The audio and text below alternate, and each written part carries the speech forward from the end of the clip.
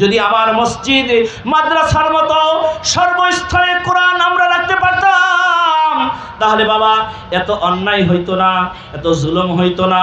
এই অন্যায় জুলুম থেকে বাঁচার একটাই উপায় হলো সব জায়গায় রাখতে হবে আল্লাহর কালাম কোরআন। ঠিক কিনা জোরে বলুন? কোরআনের মাধ্যমে মানুষ হয়। কোরআনের শিক্ষা দিয়ে এ জগৎ পাড়ি দিয়ে পরজগতে সে জান্নাতের মালিকানা লাভ করে। ঠিক কিনা বলুন? কোরআনের শিক্ষার ধারা, কোরআনের আমলের ধারা, কোরআনের বিধানের দ্বারা মানুষ প্রকৃত মানুষ হয়ে সে সফলতার চূড়ান্ত পর্যায়ে পৌঁছাইতে পারে। আমরা মনে করি যে সফল হয় কিভাবে, একটা সন্তান ভূমিষ্ঠের পর থেকেই আমরা সফলতার জন্য ফিকির করি, সফল হবে কেমনে বাবা, সফল হবে। একটি 7 বছরের বাচ্চাকে আমরা স্কুলে পাঠিয়ে দেই, ভিতরে মা বাবার আশা ছেলেটি লেখাপড়া করবে, ভালো চাকরি পাবে, ভালো বেতন পাবে, ডাক্তার হবে অথবা ইঞ্জিনিয়ার হবে, বিজ্ঞান হবে, দার্শনিক হবে, ভালো মানের অফিসার হবে, ভালো টাকা অর্জন করে বাড়ি গাড়ি করবে, বিদেশ দেশ সফর করবে, শহর বন্দরে বসবাস করবে। আসলে এটা আমরা চিন্তা করতেছি, এটাই বোধহয় আসল সফলতা অর্জন করা হয়। বাবা আমার, আসল সফলতা কিন্তু তা নয়।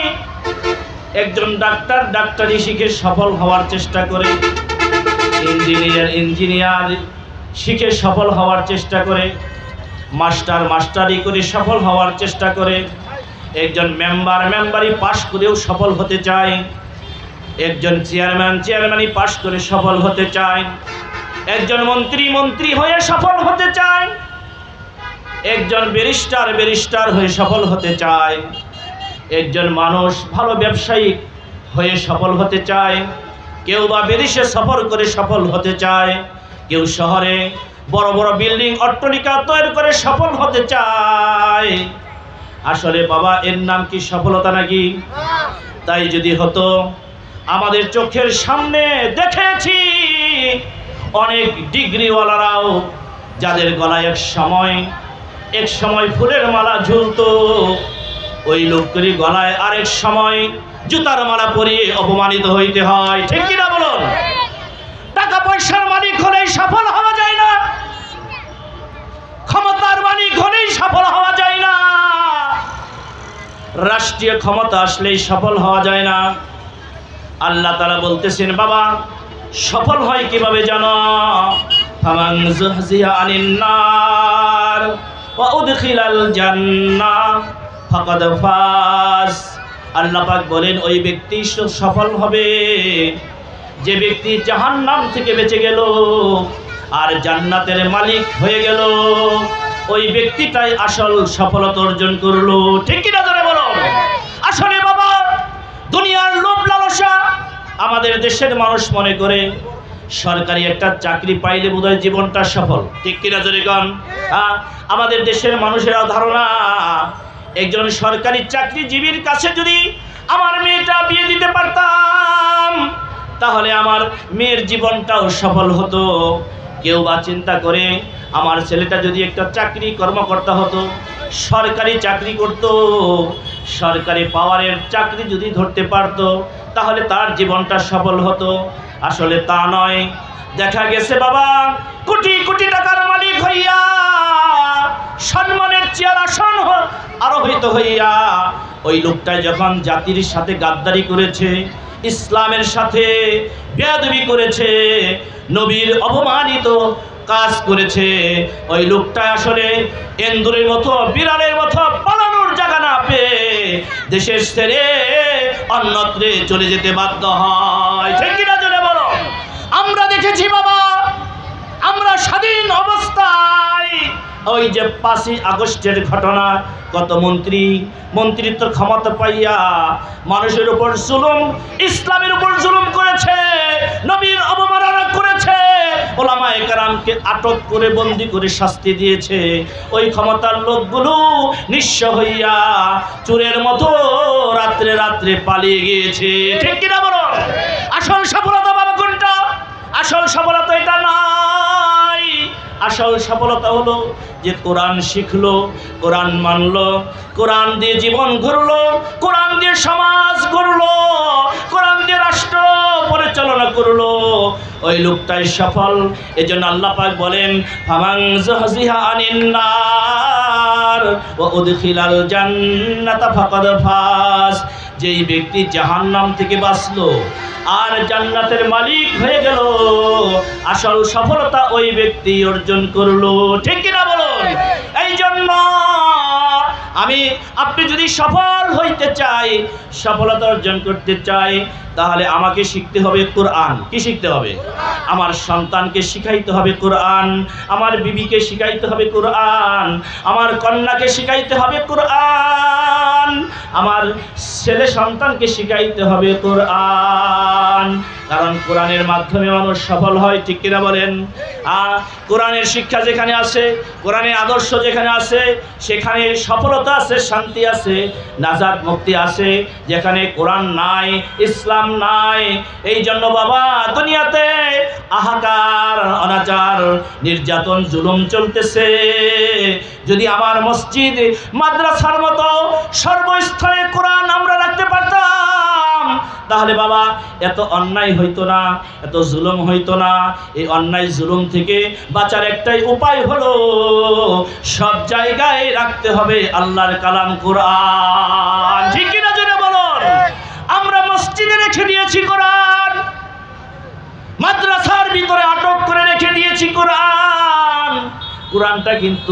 কোরআনটা কিন্তু দোকানেও থাকা দরকার। ঠিক কিনা বলেন? কোরআনটা দোকানেও পড়বেন, ভোরবেলা উঠে পুরো দোকান খুলে সর্বপ্রথম কোরআনের তেলাওয়াত দিয়ে আপনার কাজটা শুরু করতে হবে। ঠিক কিনা? তাহলে বাবা এই দোকানের ভিতরে ঢোকা হবে না, মানুষ এখানে অন্যায় অত্যাচার করতে পারবে না। এখন দেখা গেছে আমরা কোরআনের পরিবর্তে আমার হালাল সুন্নত পবিত্র ব্যবসার স্থানটাকে একটা নাটকখানা, তাসের আড্ডা, লুডু খেলার পরিবেশ তৈরি করে ফেলছে। ঠিক কিনা জোরে বলেন? বাবা 2-4 জন বন্ধু মিলে আপনার দোকানটাকে নাপাক করতেছে। এই দোকান আসলে নাপাক না, এটা পবিত্র, এটা পবিত্র, এটা সুন্নাহ, এটা নেকির কাজ। সুতরাং এই দোকানে লুডু খেলা, তাস খেলা, নানান ধরনের শরীয়ত বিরোধী কোনো কাজ করা আপনার পবিত্র ব্যবসা প্রতিষ্ঠানে হতে দিবেন না। আপনার পবিত্র ব্যবসা প্রতিষ্ঠানে থাকবে আল্লাহর কোরআন। ঠিক কিনা জোরে বলুন? এবার আসেন বাবা, রাস্তাঘাটে গাড়ি চলে, গাড়ির ভিতরে দেখা যায় গান চলে। ঠিক কিনা বলেন? গাড়ি চলতেছে, গান চলতেছে, গাড়ি চলতেছে, মহিলাদের বেপরদা নাচ ডান্সগুলি চলতেছে।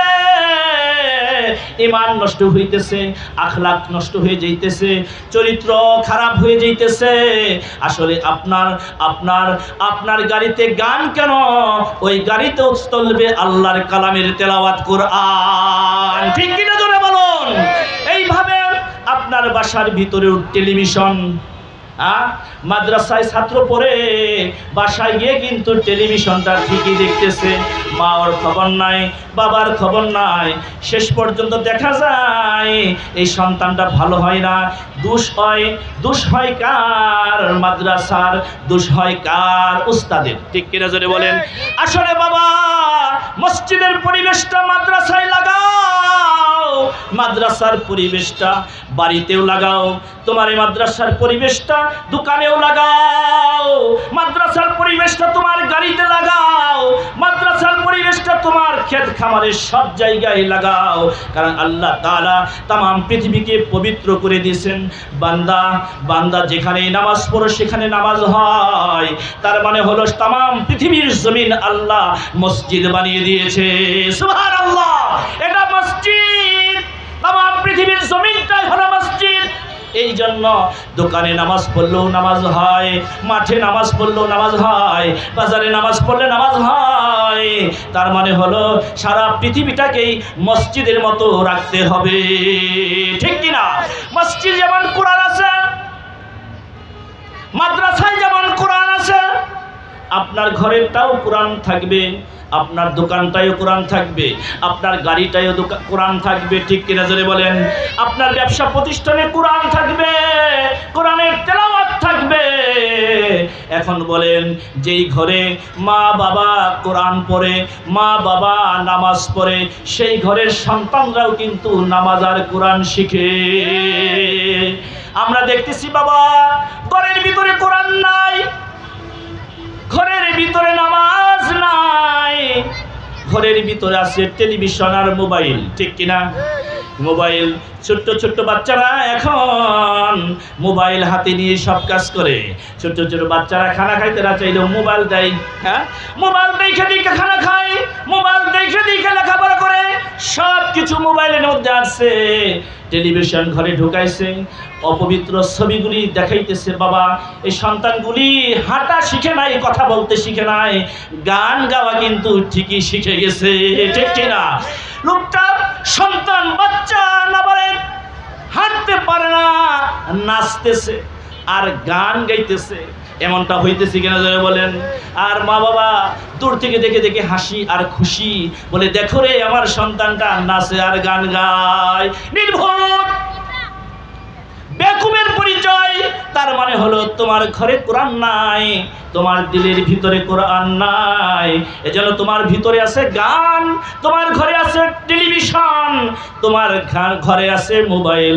এই গান তুমি শোনো, তোমার সন্তানদেরকেও শোনাও, যার কারণে এই সন্তান বড় হইয়া কোরআনের পক্ষে কথা না বলে গান গায়, আর কোরআনের বিপক্ষে কথা বললে বিপক্ষে স্লোগান দিয়ে নাস্তিক হয়, ঠিক কিনা জোরে বলুন।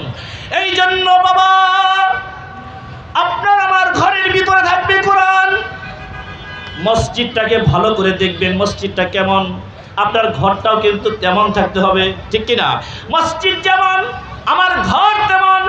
এবার আসেন, কোরআন যখন বাচ্চারা শিখে, কোরআন শিখে শিখে কোরআনের উপর আমল করে, তাহলে ওই লোকটাই কিন্তু জামানার শাহজালাল হয়ে যায়, ওই লোকটাই কিন্তু শামসুল হক ফরিদপুরি হয়ে যায়, ওই লোকটাই কিন্তু মুফতি আমিনী হয়ে যায়, ওই লোকটাই কিন্তু চরমনার পীর হয়ে যায়, ওই লোকটাই কিন্তু বাইজিদ বুস্তামি হয়ে যায়, ওই লোকটাই জামানার শ্রেষ্ঠ বুজুর্গ আল্লাহর বন্ধু হয়ে যায়। জোরে কোন ঠিক কিনা?